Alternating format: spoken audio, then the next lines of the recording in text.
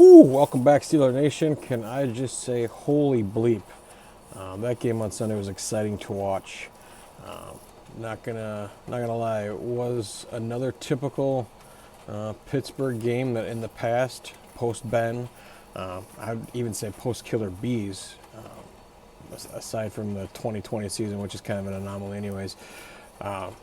This game we normally lose. We don't keep up like this. This team is built differently. That pick six to start the game off, that usually cripples our offense, or had crippled our offense in the past, and we'd just be playing catch up the whole game. But like I said in that last week in that Browns game, where that's a game that we lose outright. We don't come back. We don't get into. We don't take it down to the end. It's just a game we lose. We lose from start to finish. This game was another one where you don't see us overcoming, or you hadn't seen us overcoming that type of game in a long time. Big props to the squad and the offense under Russell Wilson and Arthur Smith, Smith, that's his name, I believe. Well, whoever our offensive coordinator is. They're expanding the offense. They're making it fun to watch Steelers game as opposed to, just run, pass. There's actually some depth to the plays and some knowledge of the quarterback, which is nice to have under center for the first time in a while, like I said. Russell going for 414. That's the second highest of his career. That's the most a Steelers quarterback has had against Cincinnati. I think Ben's high was like 380 or 390 or something like that. And the 126 quarterback rating was pretty impressive.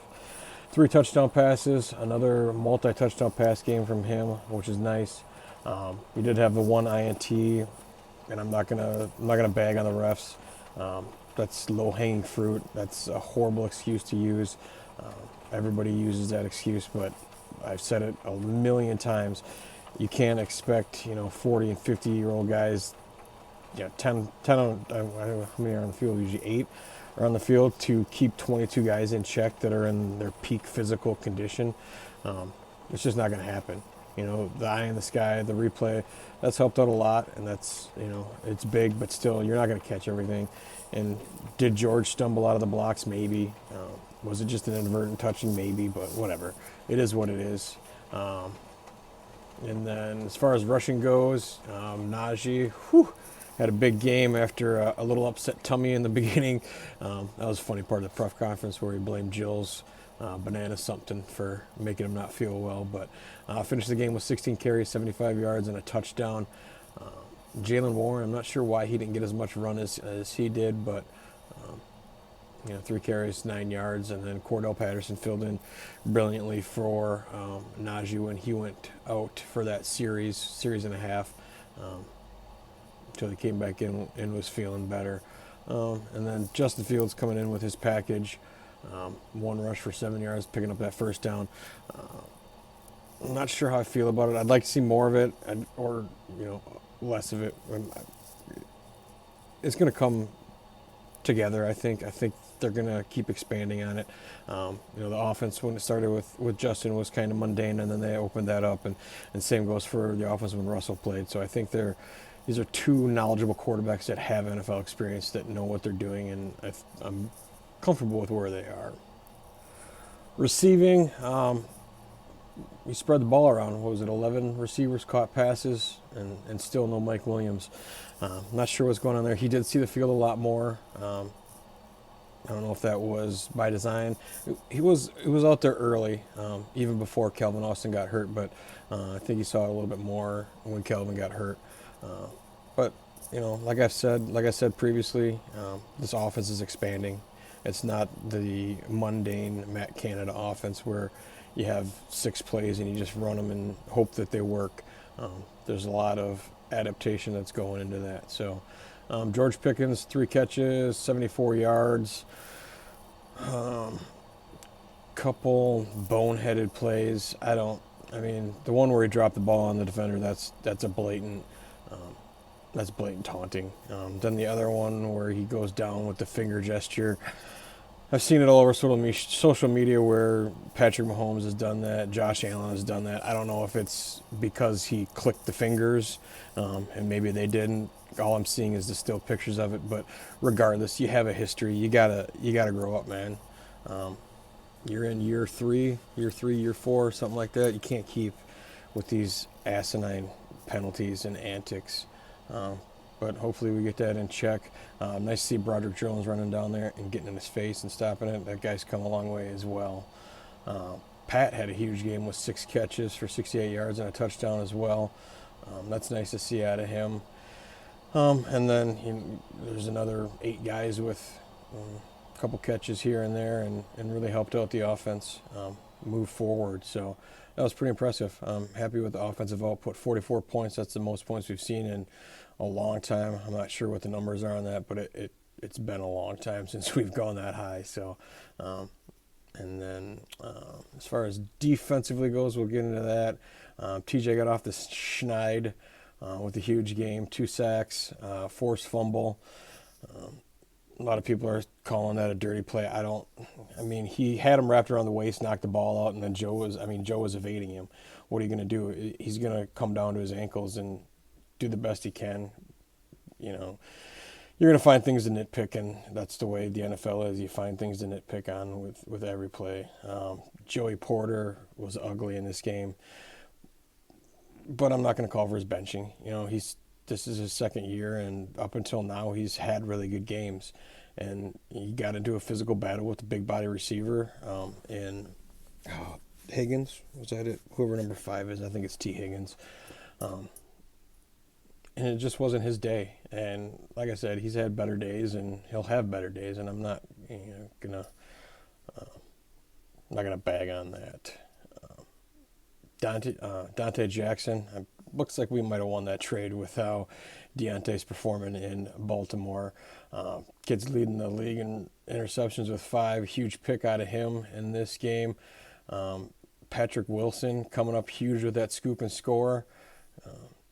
A lot of young guys on this veteran defense are stepping into key roles, and not necessarily replacing those veteran guys, but giving those veteran guys a spell, which is nice to see.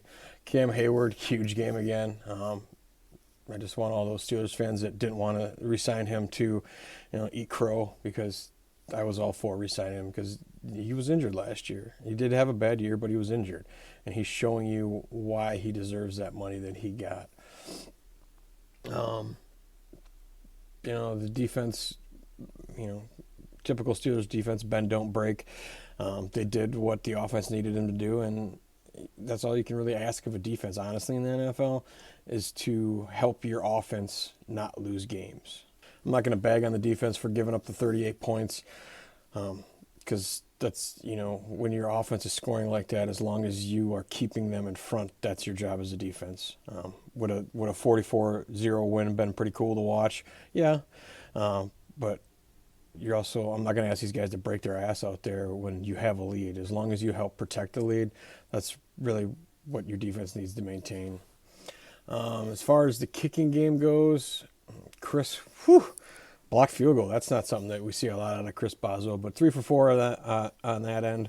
50-yard long, 5 extra points. Had himself a day. I'm pretty sure he's still leading the team in scoring. As far as return goes, we had a couple kick returns, nothing impressive. Doesn't look like any punt returns. And then one punt out of Corliss Waitman. It was a short one, but we were dealing with a short field. He pinned him back there and did his job. So I'm not gonna harp on that one punt for 38 yards, because you can't make a 50-yard kick when you only have 40 yards to deal with. Overall, my thoughts. I've been seeing a lot of people talking about the Bills and how the Bills are this, juggernaut and whatnot, and they point to, the Steelers are good, but the Steelers are the Steelers, and the Steelers have a history. And yes, I'll give Mike Tomlin the history that he has, but when he's had a competent quarterback, you can see over the years with Ben what he did. The Killer Bees didn't live up to expectations, but there was another guy over in New England that kind of helped hamper them a little bit, and There's a few things here and there. I'm not going to go back to the Jesse James caught that pass or not, but he did. Um, but we have a new team, a new identity. The last 2 weeks are proof of that. Um, Tomlin loses that game outright to the Browns. There's no clawing back into that game. There's no taking a lead in that game. You look at the history with Kenny Pickett, Mitch Trubisky, and Mason Rudolph. He doesn't win that game. He doesn't crawl back into that game. He doesn't take a lead in that game. We're down. You had New England last year. You had, what was it, Arizona last year. He loses games to teams that he shouldn't lose to. He lost that game, but he had a chance. We had a chance to win it at the end. And then this game, we don't